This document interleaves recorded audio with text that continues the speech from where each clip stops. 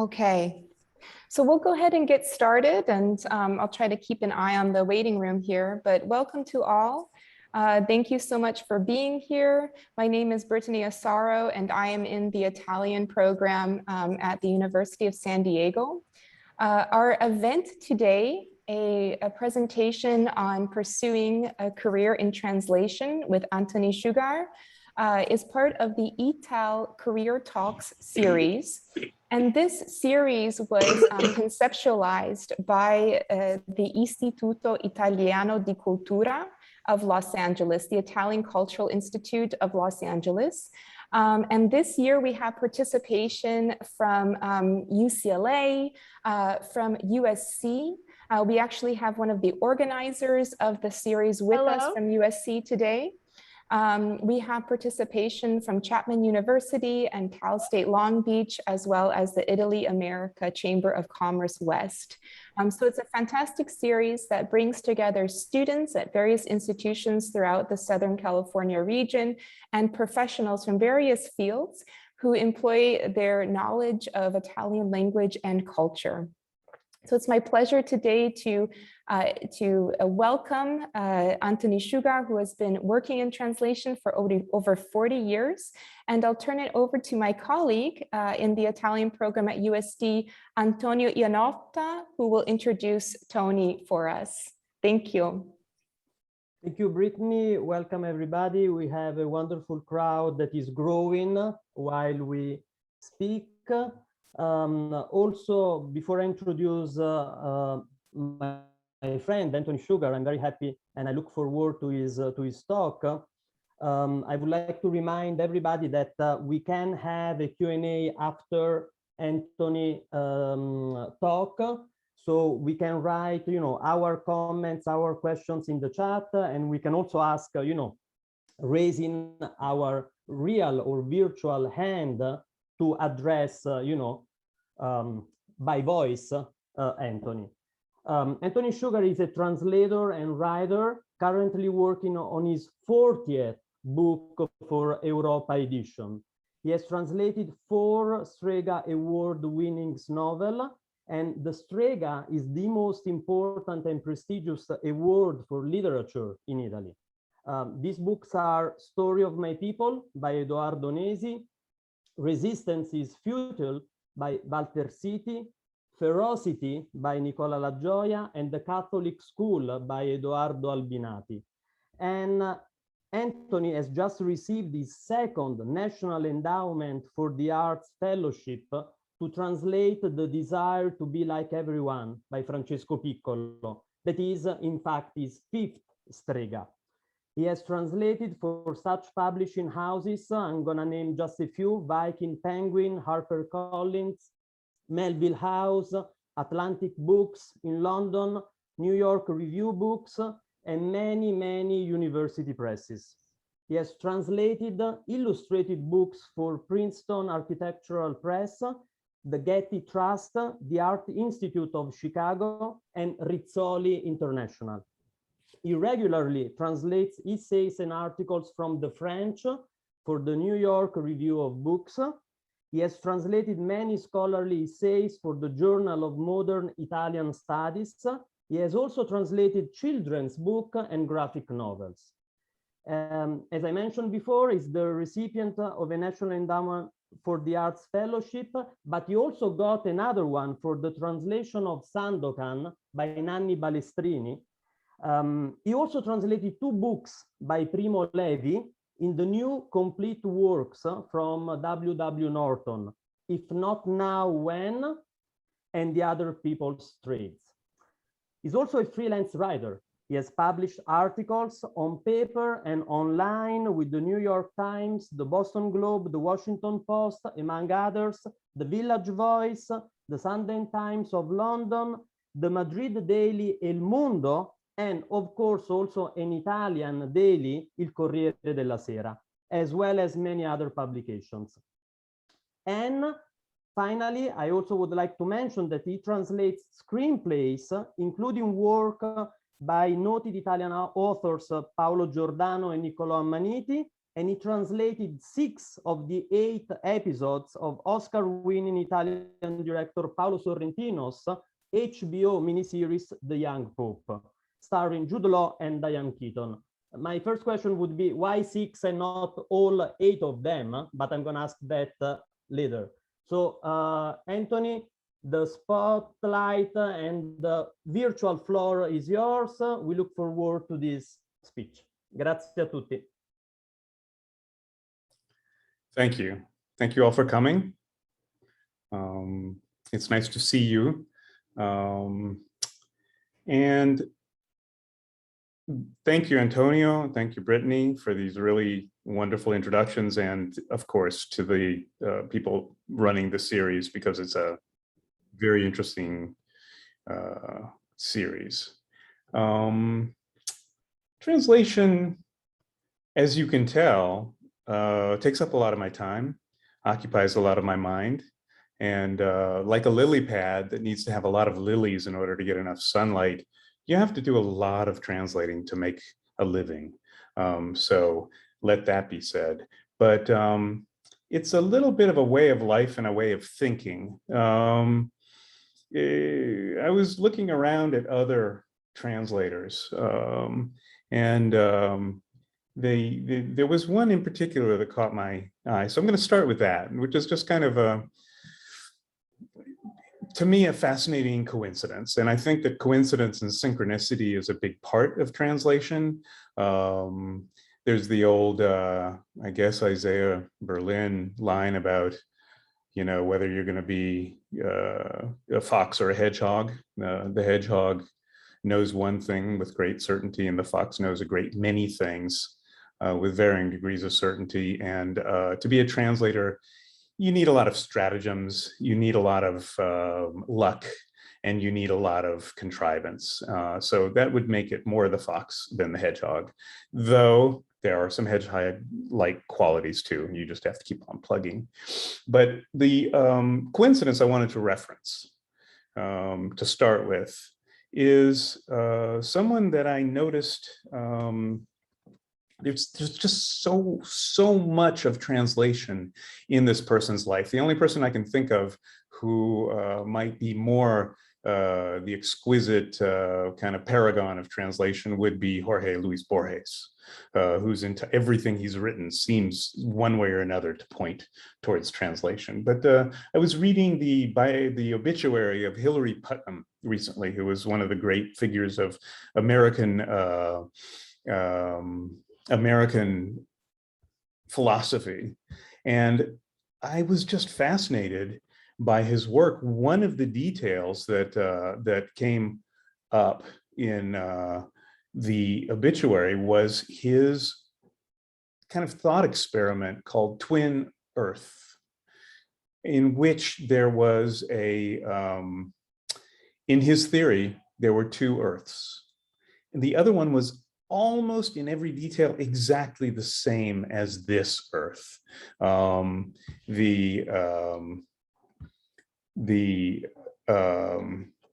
Excuse me, the air was the same, the sun was the same, the grass was the same, the buildings were the same, all the people were identical, the same identities, everything was identical, except the water tasted just slightly different, but it was still called water. And this was an almost perfect depiction of the translator's quandary, which is you're translating a book that represents a world. You're translating from another language, but basically everything's the same except for the things that aren't the same. This depiction that Hilary Putnam came up with was so jarring, so similar to the problems of translation. To give a good example, you're in an Italian city, you're describing an Italian city in a book that you're translating, but of course there are cars parked on sidewalks. And you have to decide whether to take into account the existence of cars on the sidewalks, which would be completely surprising in almost any American city. So I read a little bit about Hilary Putnam, who was raised by his father. I think his mother was in there too, but particular mention was made of his father in France and Spain. And of course, Hilary Putnam's father was a translator. He was a translator who translated an epic version of Don Quixote, one that is unlike many, many great translations of classical works that go out of mode, go out of vogue. This was the one that's still considered the best 60 years later. And I thought, what a perfect story that the son of a translator becomes a great philosopher who philosophizes some of the basic quandaries of translation. So that was a start. I'd like to say that translation is a very interesting field. I could sum it up for you. It's pretty good money, despite what I said earlier. There is no boss, and there are naps in the afternoon. So that, to me, is like, you know, at a recruiting fair, that's all I would put on my stand. And I think I'd get a lot of interest. I don't know if all of you are thinking about translation or if translation could be a possibility in your future. But what I would argue is that translation can be an extremely useful side gig. I know that a number of you are interested in business. I don't know if my friend, I haven't seen in all of the attendees, but there may be a friend out there whose son was in line for a job at Fiat. And when they discovered that he also spoke fluent Italian, they immediately promoted him to a completely different job that was much more interesting and powerful, simply because of his language skills. And these were not ordinary language skills, these were high-level language skills. One of the things about translation is that it can really hone your language skills, because language is no longer an abstract, you know, maybe I understand, maybe I don't understand. With translation, it becomes almost like an acid test. You either do understand or you don't. One of the big factors in translation, I like to say, is the importance of getting it right. It is so frequent to see translations that are almost right, that are just wrong, that are short of what is accurate. Mark Twain, I think most people have probably heard this one, but I'll go ahead anyway. Mark Twain once said that the difference between the right word and the almost right word is the difference between the lightning bug and the lightning. And I think that that is so true about translation. I will say that when you get to the end of a day of full day of translation, it is exhausting, because there's an attention to multiple layers of meaning and diction and plausibility, and also continuity. I recently found myself, I reread my stuff carefully, so this would not have gotten through, but I recently found myself sort of late in the day of working, referring to somebody's hair, and I said, his hair were wet, as you would say in Italian, I capelli erano bagnati. And I had completely been sucked into the gravitational field of the Italian, and I suddenly thought that hair was plural. It is the kind of thing that you have to, it's almost like going hunting in the woods. You have to be careful of, you know, things that can jump you from any direction. And it's so interesting to look at translations, be able to see them with the idea of a practitioner and kind of say, I see what happened there. But translation is also a deeply humanistic thing. It allows you to get closer to a world that is the entire embodied world of another language, another culture. Of course, with English, you know, I'm generally translating for an American audience, but the English language has multiple cultures. The same thing might be said for Italian. If I was working into Italian, I guess I wouldn't be sure exactly what my target would be. I suppose it's supposed to be Tuscan, but I think that's not necessarily true.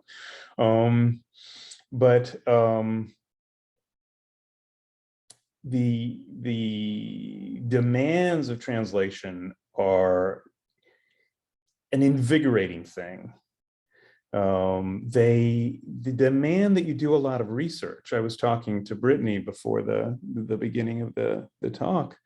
about the number of tabs that we have open in our browsers. She does it for research, and my translation research is just, it's vast. You're looking something up every 30 to 45 seconds. Sometimes you'll go for a few minutes, and then you need those tabs. And so the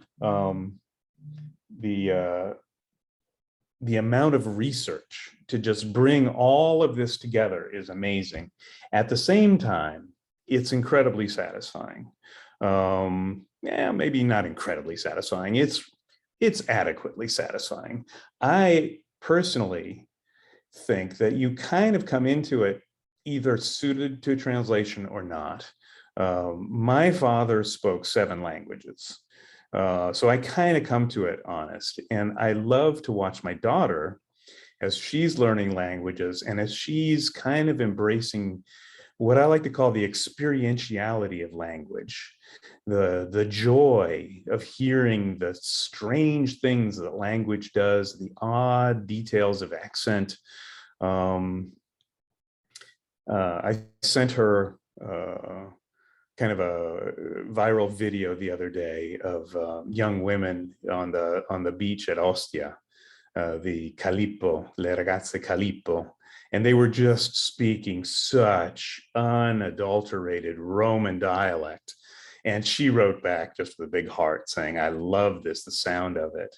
And I think about Gadda, Carlo Emiliogata, and the difficulties of translating Gadda. I'm going to go into that a little bit. I think we're still good with time. I don't know how familiar you are with Carlo Emiliogata, but he's considered one of the great writers of the early 20th century. And his greatest work is the pasticciaccio,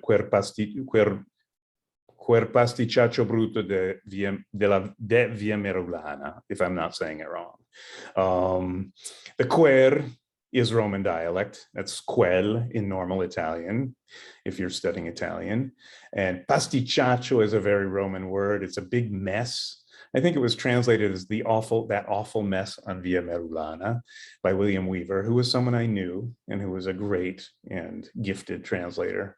I asked him, how, Bill, do you deal with all of the dialect? Because dialect is sort of like the unbreakable quantum, particle of translation. How do you translate dialect? In your readings of, say, Commissioner Montalbano, you may see someone speaking with a Brooklyn accent. That is the standard way in which dialect is translated. But, what do you do if you're dealing with multiple dialects? I had a situation where there was a summit meeting of Mafia and Camorra and 'Ndrangheta and Sacra Corona Riunita family heads. These are the big crime families of Southern Italy. And I was like, what would you do? Would the ones from, would the Sicilians have Brooklyn accents and the Calabrians have Queens accents and the Pugliese have Staten Island accents? Anyway, so I asked Bill how he dealt with the dialect, and he said, very politely, he said, I just left it out. Which, if you know the pasticciaccio, is incredible, because half the book, and in fact, it's a fairly short book in English. It's a very long book in Italian. What I want to address here, I'm not being completely random here. I'm talking about Carlo Emiliogata because Gadda was a Milanese who moved down to Rome and who discovered the joys of the Roman dialect. And the book that he wrote, which is different from his other books, is just rife with he's just reveling in the dialect, and it makes it virtually impossible to translate. So those are the places where translation kind of skids right off the road and hits the impossible. But anything is possible. There's a phrase, the untranslatable word, and in the article that I wrote in the New York Times about William Weaver when he died, I said that there are no untranslatable words. Even if one word has to be translated with a chapter or an entire sentence or an aside. I'll give you an example of this, and then I'll come back to Gada. The word portone.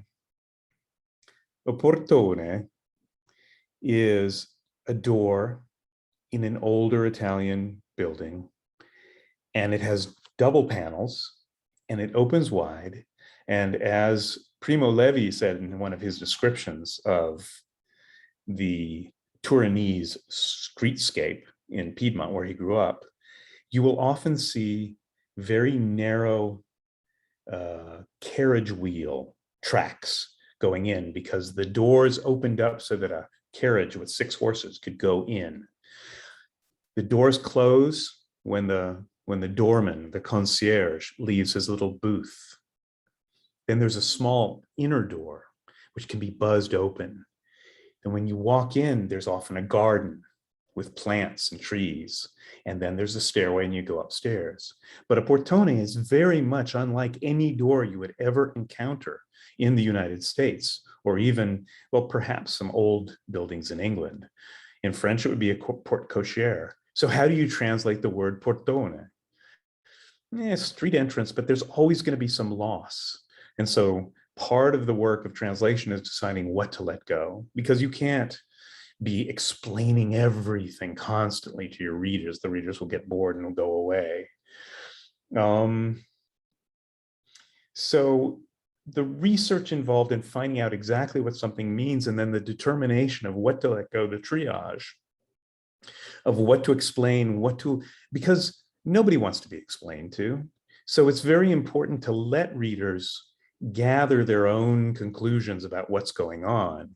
So this is a very fine kind of line that you're drawing between the endless chattering tour guide and the enigmatic, kind of just giving you the facts and you can gather it all for yourself later. It's very interesting. I think that it's an extremely active kind of thing to be doing when you're sitting at a table or a desk just typing. I originally trained to be a journalist. I have a master's degree from Columbia Graduate School of Journalism. I find that in a way, translation is a little bit like reporting on things. It's a little bit like going into another world, a world that's not accessible to your readers, a world that's made up of books, that's made up of fiction, that's made up of ideas and concepts and experiences, and reporting thoroughly, partly by just giving a transcript of it, but also shaping the transcript in such a way that the book that the English reader reads is equivalent to the book that the Italian reader would have read. This is complicated, but please bear with me. And it won't have more explanation than the Italian author provided, but it will not have so little explanation that the American or the English or the New Zealand reader is like, I don't understand what you're referring to. I don't see what's going on here. Why are there cars parked on the sidewalk? Why, as I encountered in a book once, why is the person who works in a car dealership looking out at the cars going by suddenly becoming aware that he can see the cars without the parked cars between him and the cars going by in the traffic in the street? And his heart suddenly sinks when he realizes that all the cars are off the sidewalks because it's August. And so everyone's going on vacation, and he suddenly realizes, with death in his heart, I haven't made plans for an August vacation. All of this is fairly understandable, but I'm explaining it to you now. The gift of a good translation is to carry the reader along just as if they were Italian and already knew these things and weren't being told these things, and yet you must tell them. So, enjoyment.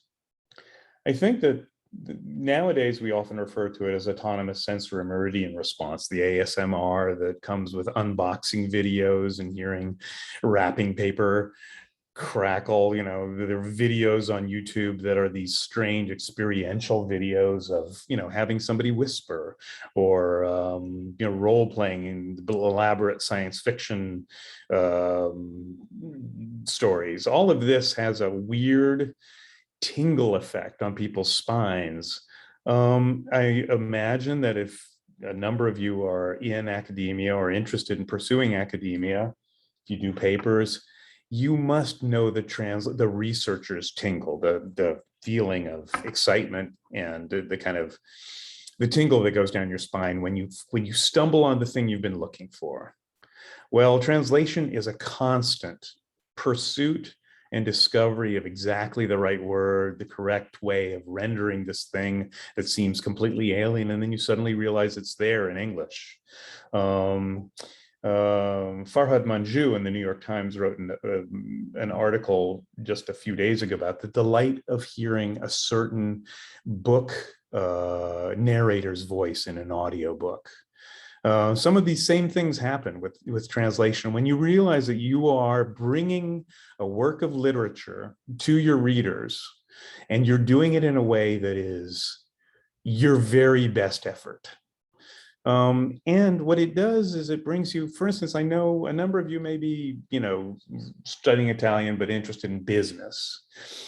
Well, in a way, translation is like, here's a good business term if you're studying business. It's like arbitrage.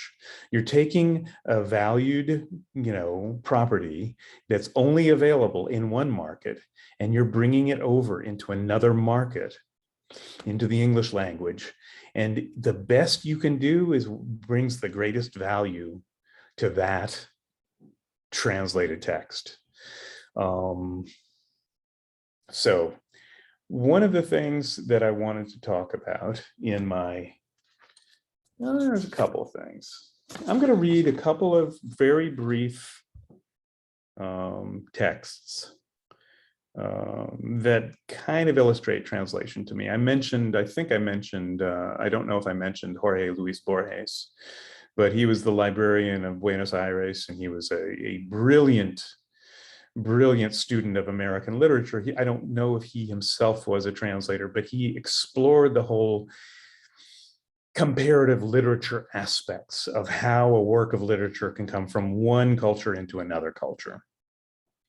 There's another book by a really fine writer, Susanna Clark. The book is Jonathan Strange and Mr. Norrell.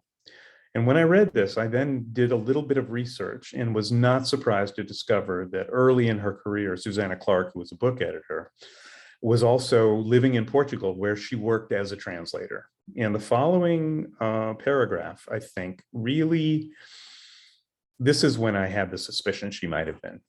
So it's a description of an early 19th century hotel run by a Cornish man, a person from Cornwall, in British occupied Lisbon during the Peninsular War. These are wars in the early 1700s. They may or may not have been some way involved in the Napoleonic Wars, I think not.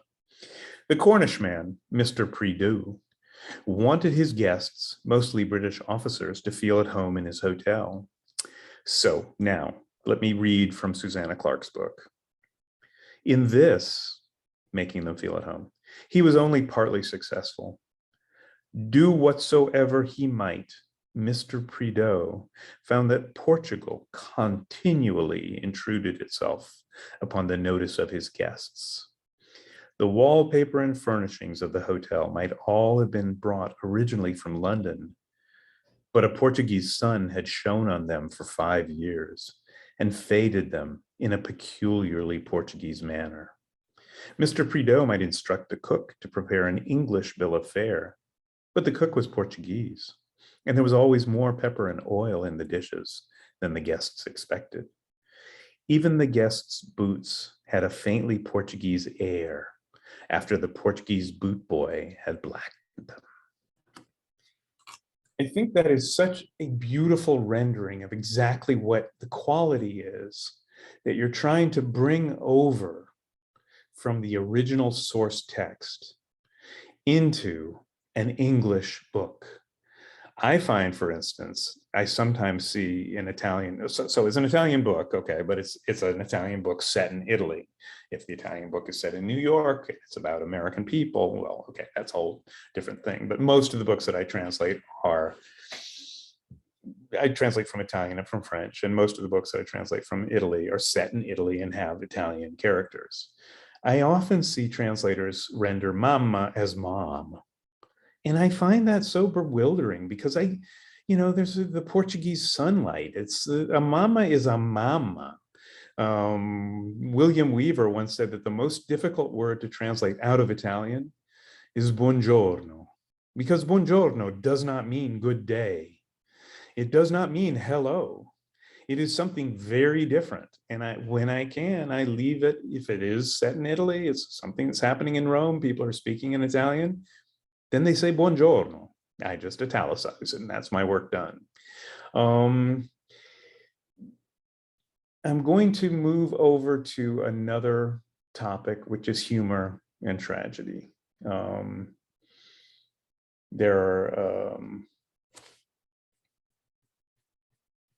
Give you a quote from William Weaver. In his interview with the Paris Review, he talked about teaching at, I believe, Bard. Weaver was a gifted translator. He was also a good journalist and a biographer of Eleonora Duse. And later in life, he was hired as a teacher of translation. The professors here especially will know this. And when you're making up the catalog in any given class, it's the core thing is Italian or translation. And they say, what other cross-departmental connections can there be? What other departments can we categorize this as connected to? And Weaver thought for a second and said, theater studies, which I thought was very beautiful, because what he was saying is, when you translate a book, you're acting it out in your head.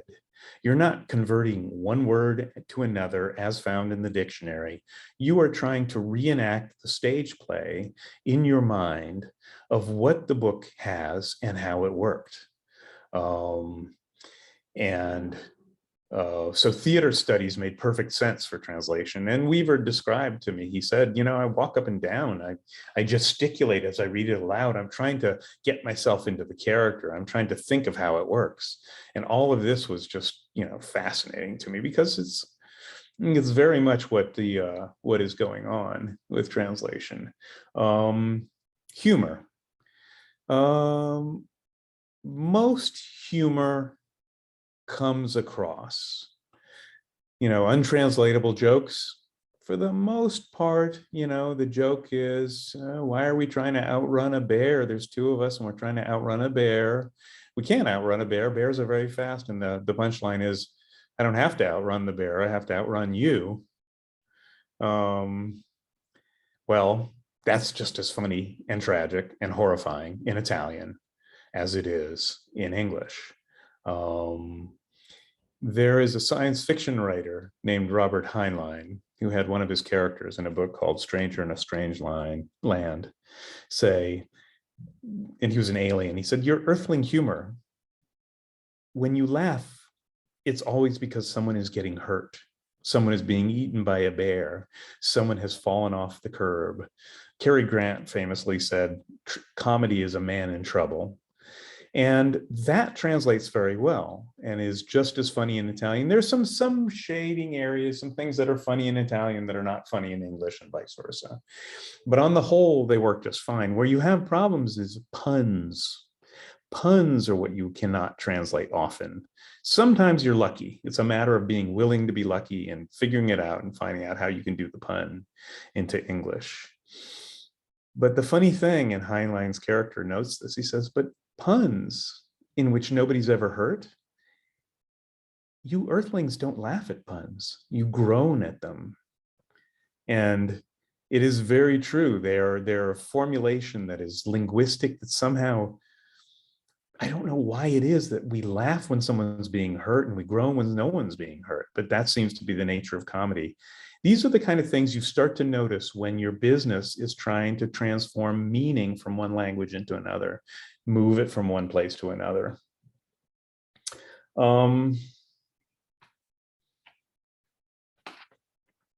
I'm going to, I have a story that I'd like to tell you about translation that I observed somebody else doing. There is a Netflix series called Babylon Berlin. It was made in German. It's set in Weimar, Germany. It involves the rise of the Nazi Party and the general decadence of the club scene in Weimar, Germany. There is a policeman, kind of the main character is the policeman, and he's trying to track down a series of murders that are harbingers of the rising Nazi control. And there is one scene in which the Nazis break into a printing shop in Berlin and kill all the people in the printing shop. These are Nazi thugs, hoodlums, and they confiscate all of the papers that are being printed, which would have given evidence as to for the detective as to what was going on, who they were trying to get to, and who was responsible for the killing.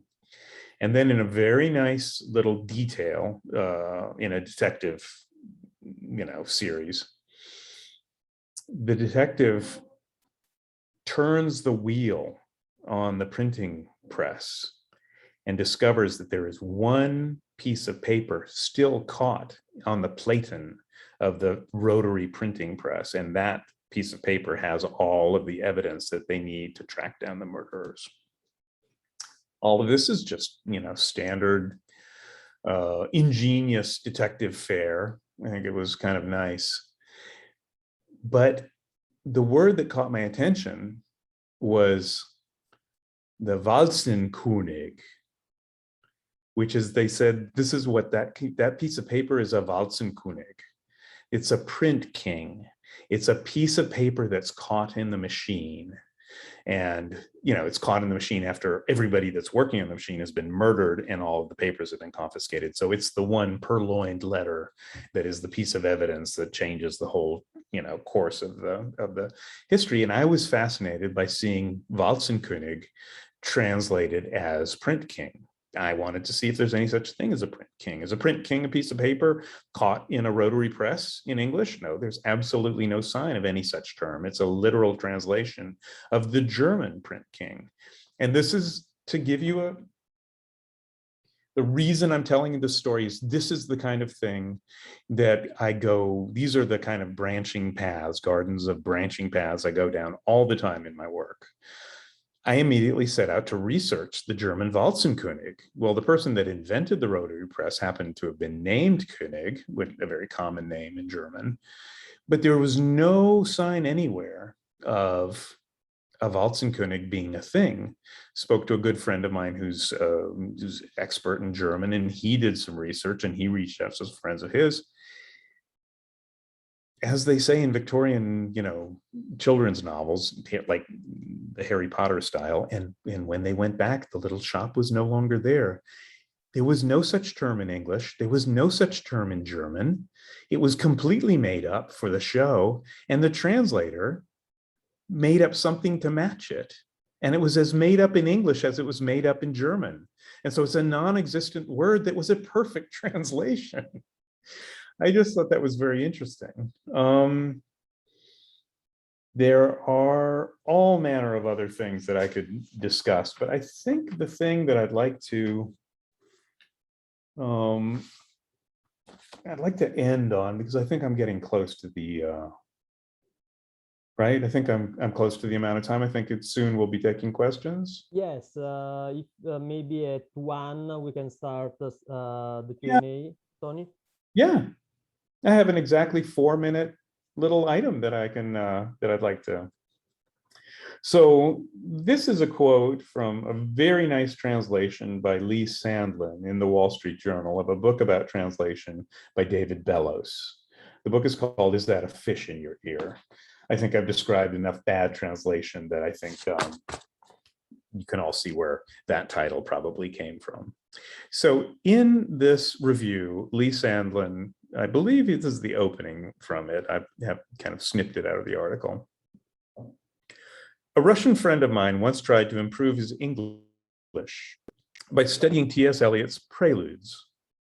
He already knew a Russian translation of the work by heart, and he liked to recite with great reverberating passion a line about how the street lamps of London glowed like luminous jellyfish at the bottom of the ocean. When he reached the corresponding passage of the English text of the Preludes, he was shattered. All it said was, and then the lighting of the lamps. No jellyfish, no ocean.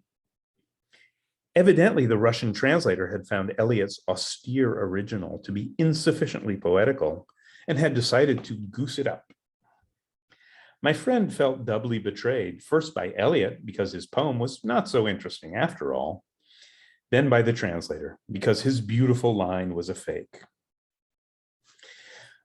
I think that's just a wonderful illustrative, and it kind of harks back to the Netflix thing. Translation is theoretically accurate.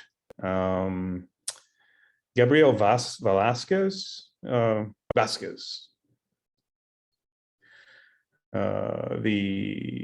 Venezuelan author, I think, and I may be butchering my citations here, so apologies all around, said the most important way, if you want to be accurate, the first thing you must do in translation is you must learn to betray the original. In order to be faithful to the original, you must betray it.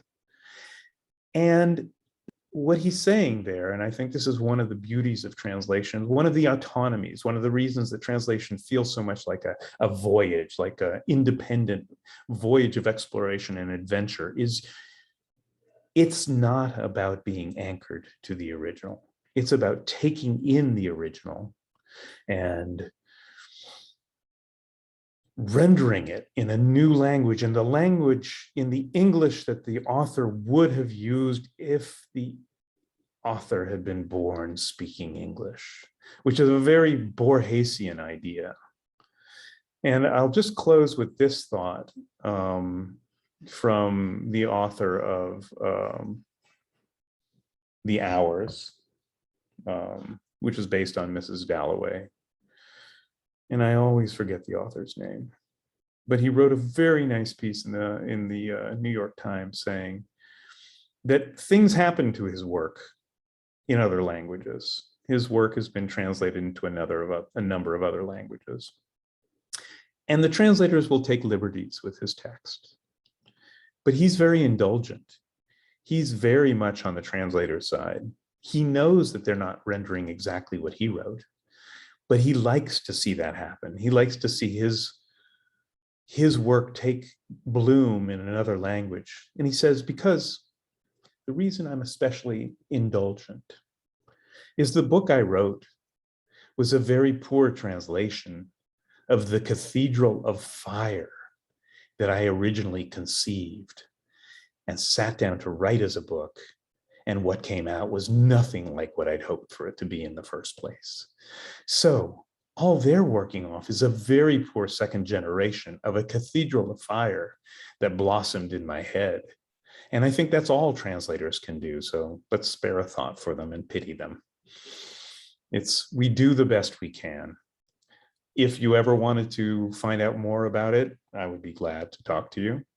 I think it's a pretty good profession, and it's certainly a very interesting hobby. So anyone that wants to know more, have at it. If there are any questions, this would be a good time to start. Yeah, that I would encourage everybody to ask questions, to make a comment. I would like to start, if you don't mind, Tony, asking you, to offer some practical advice if any of us here would like to pursue, or to start, a hobby, if not a profession, as a translator. And also, I would like to link this question to something that we didn't mention, to your, experience of living and studying and working in Italy. Yes. How that, helped you, your profession as translator. Well, it was fundamental, and I moved to Italy. I've written something about this, and it's just a story that I like to tell because I moved to Italy when I was 20 years old, and I found myself a few months in, having decided to stay as long as I could. I found myself a few months in thinking thoughts that I would not have understood a few months earlier. There were sentences in my brain that would have been jumbled to me just a few months previous.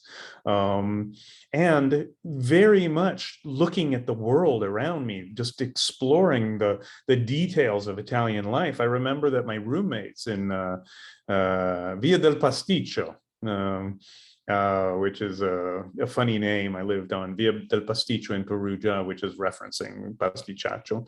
And they found a baby kitten. They brought this little tiny kitten home. Angela had the kitten in her coat. It was winter. And what do you feed a baby kitten? And of course, what you feed a baby kitten in Italy is angel hair pasta. Little bowls of angel hair pasta. And I thought that was just so fantastic. Living in the country, I think, is very important in terms of really having the prova del nove, the acid test of what the words mean and what the reality is. So in my life, I've lived probably a total of 10 or 11 years in Italy. At a certain point when I was starting to be a successful translator, that constituted half of my adult life. It's fundamental, but you have to want to, you can't like say, well, I'm going to make a sacrifice and go live in Italy. I mean, nobody really thinks that's a sacrifice. You have to feel the urge to do it. And I think to be a translator, you have to feel the want to do it. I think what drove me to want to do it is I was discovering all this wonderful thought, all these wonderful books. And I felt like this is something that I was completely locked out of. Only very few of these books are translated. So traveling there is important. You study the language, being a self-starter is important.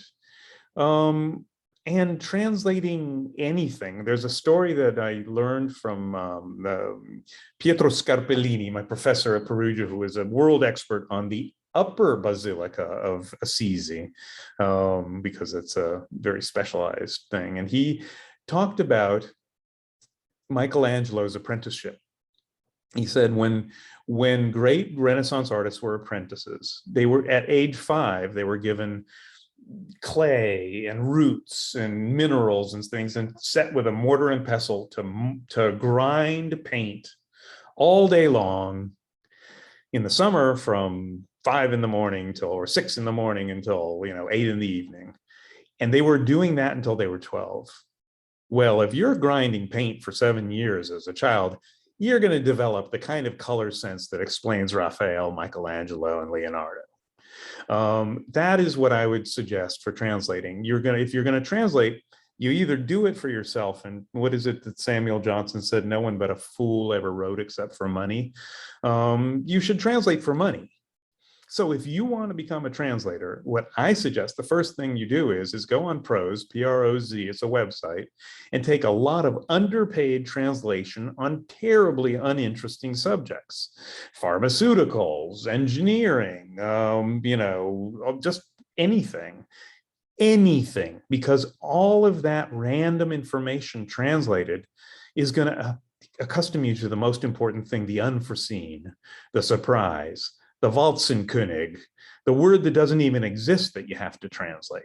So I would say, if you're interested in becoming a translator, try to get some work. You can get it online, meet the deadlines, do the work, shuffle through the boredom. It will get better. And then move to Italy. And then move to Italy, or move if you must move to Italy. Anyone else?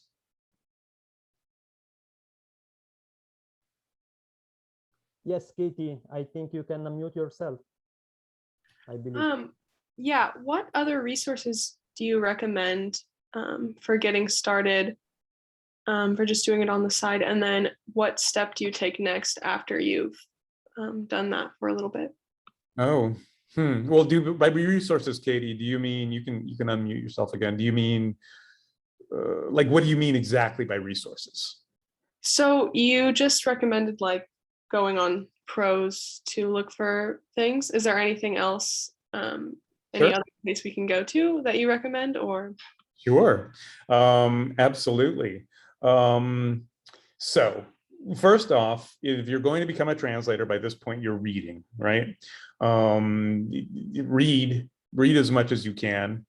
Get to know literature that you like, and it could be old literature, it could be new literature. You might really enjoy reading Dante. You might enjoy going on YouTube and finding Roberto Benigni's readings of Dante, which became a cult phenomenon, where he did the Lectura Dantis, where he's reading and then commenting on Dante, one canto at a time, canticle, you know, whatever is a canto, the 3, or anyway, you know, the 33rd of Inferno, whatever.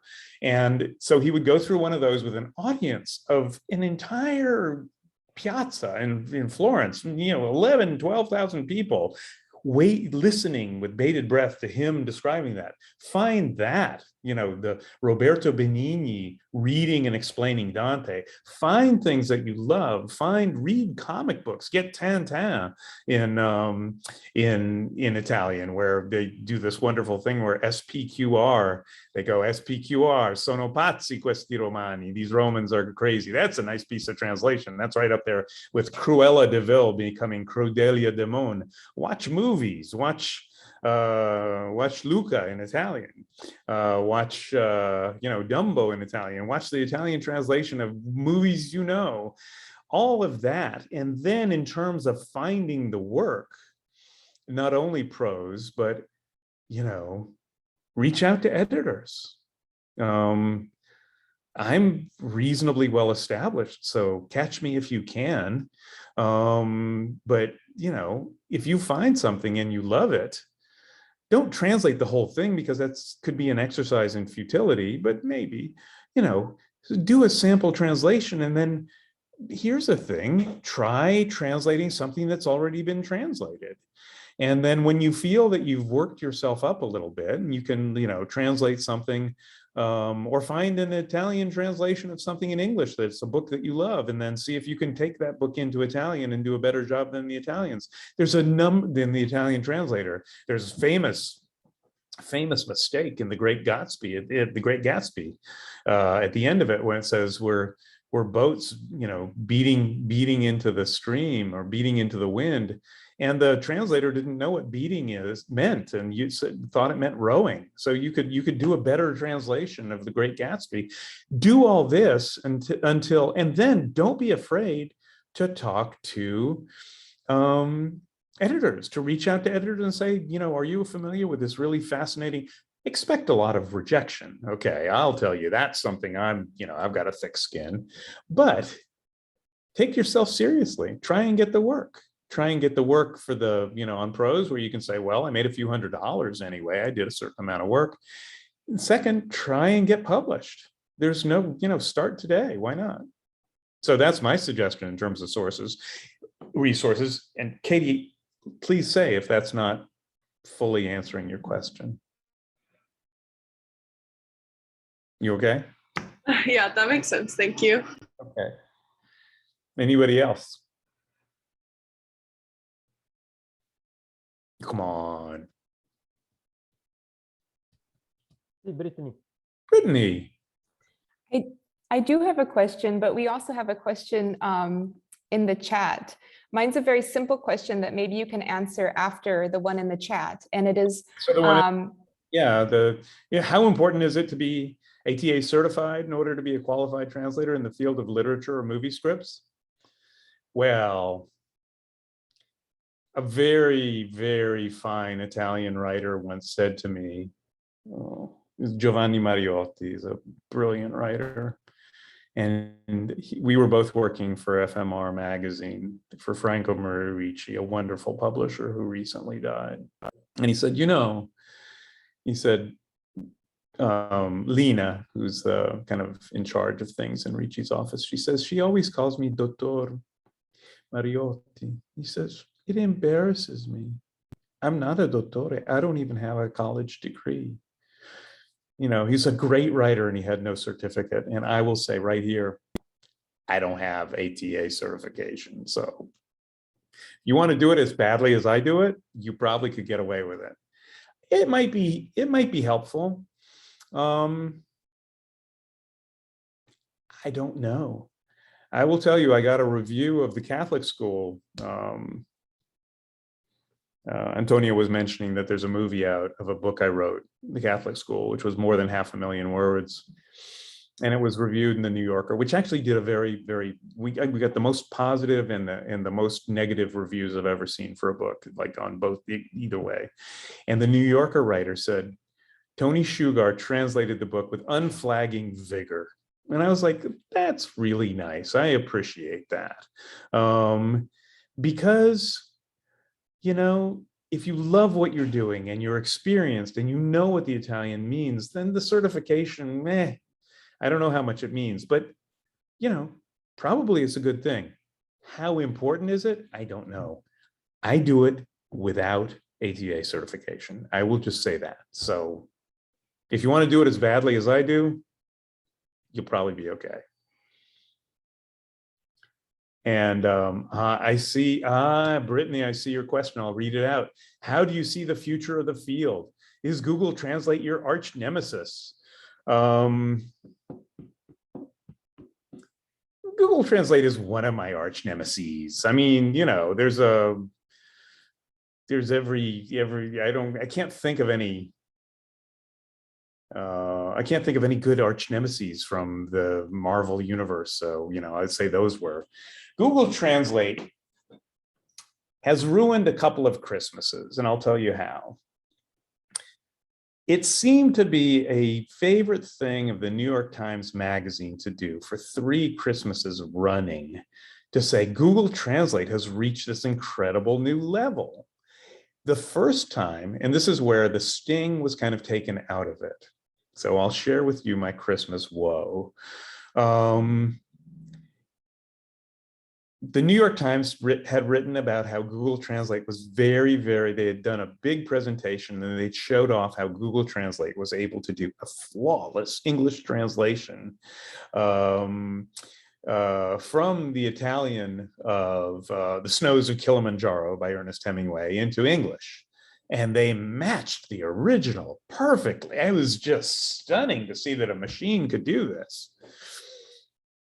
And then I read some comments, and I think I talked to an expert, a friend of mine who's an expert in machine learning and corporate translation programs and so on. And he said, here's how that works. Guess what Google Translate works off of? Google Books. And guess what's in Google Books? The Italian edition, translated by a human, of The Snows of Kilimanjaro, and the original English edition by Ernest Hemingway.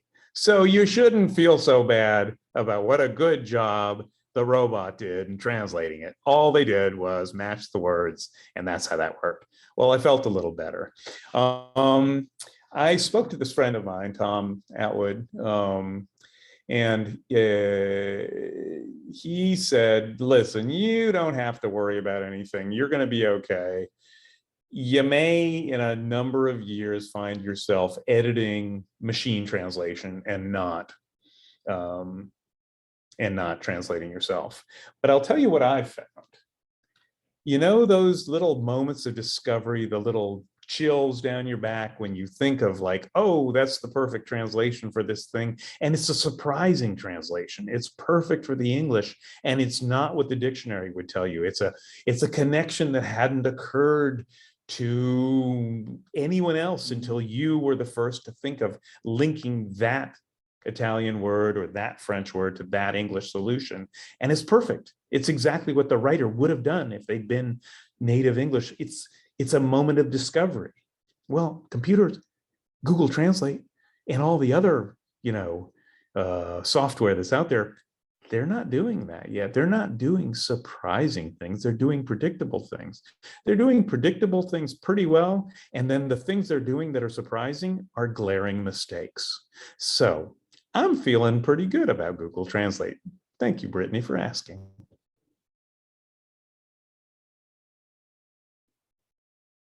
Certo, Loredana. Anthony, nice to meet you. Hi, Loredana. From a San Diegan to another, kind of. So I think what really, I mean, the thread that I see throughout your narratives today is that you really have to study, you really have to learn, you really have to go places and experience, right?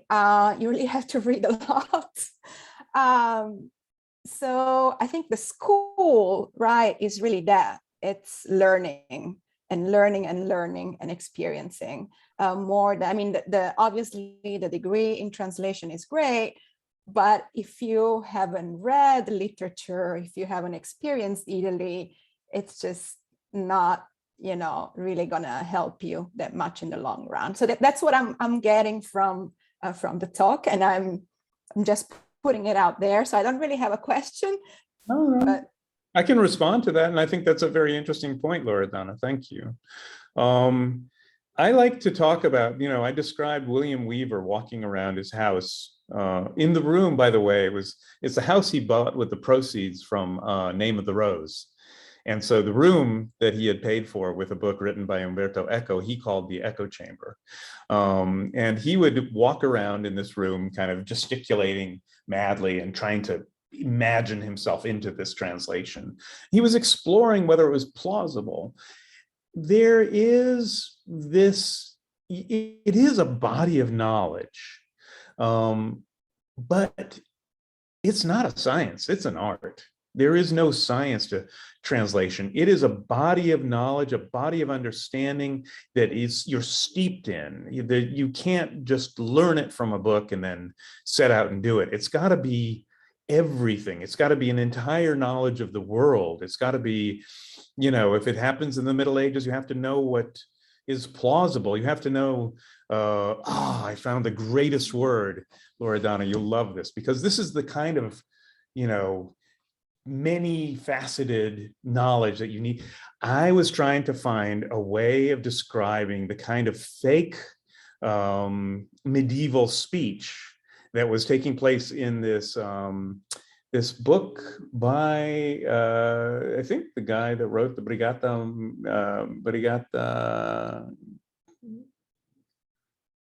anyway, I can't think of it, but so it's medieval, right? Brancaleone, Armata Brancaleone, that's it. I think it was the author of the Armata Brancaleone, and there's all kinds of fake medieval talk there. I looked up and I was trying to find a good resource for equivalent fake medieval talk, you know, privy and thou mayest and so on and so forth. And I discovered the fantastic word in TV tropes of gadzookery. You know, that you just have to love it. You have to be ready to wallow in it, you know, constantly. So I think you're right. There's not, they can't teach you to translate. They can teach you to become the person that has the knowledge of multiple worlds, that is comfortable translating and likes to translate. It's a love of it. I enjoy it a lot. It's work, they pay me. So there's times when I'm like, oh God, how much longer do I have to do this? But basically I do wake up happy to go to work in the morning, unless I'm not. And to comment on what Loredana just said, and you also said, Tony, it seems to me that translating is also so similar, you know, to really forget about translating for 1 second, but to learn a new language. That is a never-ending process that we need to do it, we need to experience in, and you know, our job as you know, teacher, and it seems to me that is in a way also sometimes similar to a translator, because we need to kind of translate one culture to another through, you know, the acquisition of a language. Yes. So so it's never ending. It's beautiful. It's joyful. It can be frustrating at times, but it's something. It's a work in progress. It's a work in progress that takes a lifetime, and that can be scary, but also it's beautiful. It's beautiful because it's about the never-ending research and process of learning and be surprised by new things every day. Absolutely. They pay me to read books, to write books, to plagiarize books, and that's wonderful. There was my sister volunteered at the LA Zoo, and we went in one morning very early, and she showed me what they do is the tiger cage. Okay, so zoos are kind of awful machines in some ways and wonderful in others, you can see. But this was a very interesting moment, which is it's called, she said, look what we're doing. It's called enrichment. They would take a big steak, they would wrap it in heavy canvas. They would tie it with very complicated knots. And then they'd throw it into the tiger's cage. And the tiger doesn't just eat the steak and then sit there going, I'm bored. The tiger spends the next 3 hours undoing the knots, unpacking the canvas, getting the steak and saying, "Arr!" And a little bit, you know, if that's life, if it's figuring things out, going down paths of research, discovering the number of times I go and searching for something and discover something totally surprising. Because, you know, those many tabs that I have open on my browser, you would not believe the things I found out in a normal day of translation. And that, I think, is, there was this, I forget who said it, but it was a kind of a beautiful thing. The purpose of an education is that if you're sitting in a country train station, this was before everyone had a cell phone, and you haven't brought a book, while you're waiting for the train, you should not be bored. Means having things to think about. And I consider myself quite lucky that I have an enriched, you know, tiger cage that I work in, and that it's really never boring. And if you're doing something, I'll tell you, if you're doing something and you're working in business, or you're, I don't know, if you're even an accountant, you know, discover, you know, the Fibonacci, the inventor of double entry bookkeeping in the Renaissance, Leonardo, I think, Fibonacci, or you're traveling to other countries and there are entire chapters of the past dark history of this country you never knew about, and you find that out through translation, through a habit of research. It's not going to hurt you. It's going to make the business or law or whatever it is you do, it'll just make it richer and more fun. So I hope you do. And I really thank you all for coming. And of course, if there are any other questions, I'm happy to answer them. Not only, we have maybe a last question from Caroline, and also, you know, we're gonna catch you if needed, because, you know, if any other students or colleagues in this chat want to talk to you, we're gonna be sure, you know, to make the contact. Caroline, I think you can unmute yourself. So goodbye to Loredana. Have a good meeting. Yes, Caroline. Hi, so I was just wondering, like, what a typical day would look like as a translator. Is it all kind of the same, like, schedule and routine, or does it change quite a bit?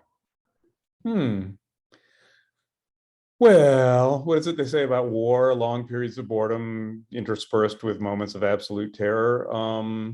But that's not even really true. Like I said, you know, I get my afternoon nap. I've described, and this is a little bit of a line I've used, you know, you're doing this project, that project. I do a lot of film. So one thing I can tell you is film and TV, a script is sent to you, you translate the script, you send it back, you're working in final draft. Actually, the way I work is I export out a final draft into Word, and you have to get stuff out of PDFs. So you're asking, like, what's it like? One detail that I can tell you that may make me a little unusual. I don't use a machine ever. I do no machine translation. I do no Google Translate translation.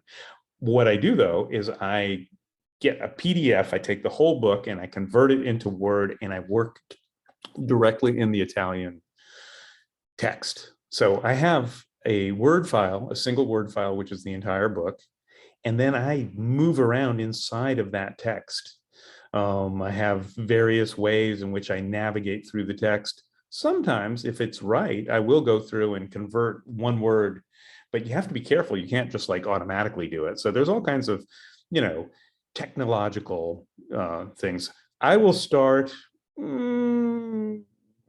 There are times when I was doing the Catholic school, I got started very early because it was brutal. It was 500,000 words. It was longer than War and Peace. I was on a tight deadline. I did a good job on it, but it was tough. And those were kind of forced marches, what we call our baton death march. And I say that because in my house, my wife and I use that phrase to just describe projects. But it's not terrible. I would say that it's, you know, get started about 8:30, work through, have a light lunch, get that afternoon nap, stop working about 5. But here's the thing. I'm really fast. I don't know if there's anything in this whole presentation that might suggest to you I might be fast at translating. Can't imagine what, but a little manic, but definitely a fast translator. So that's one of the important things. If you want to make a career of it, either have an independent income or you're going to need to be fast, accurate, and fantastic, you know, so. That's a great Thank comment. you so much. That's a great comment, Anthony. And I would like to show you that I have tigers in my studio, and that was just by chance. These are, you know, a wallpaper full of tigers. I don't know if it's gonna help me in my work, but I'll ask the tigers. I might have seen them out of the corner of my eye and not realized it, but I say to you, "Rawr." That's very funny. That's very funny. Yeah, that's funny. I have a picture of this office in my office, so that's recursive, and that is, by the way, I will point out that translators love wordplay and they love palindromes. So the idea of a picture of the office in the office is a perfect example. Thank you, Anthony. I don't know if Brittany has a last comment, a last question, or there is a very, very, very last question from the audience. Otherwise, I think we reached our, cutoff time. And I really would like to thank you so much for this fascinating talk, full of wit and also practical advice. So thank you very much. We really hope to meet you again in person soon on campus or in other locations. And I would like also to thank, everybody that came here. So let's put on our masks and move on with our day. Thank you. Thank you. Thank you, Anthony, and thank you, Antonio. Ciao, ciao. Grazie. Ciao a tutti. Grazie. Ciao. Ciao.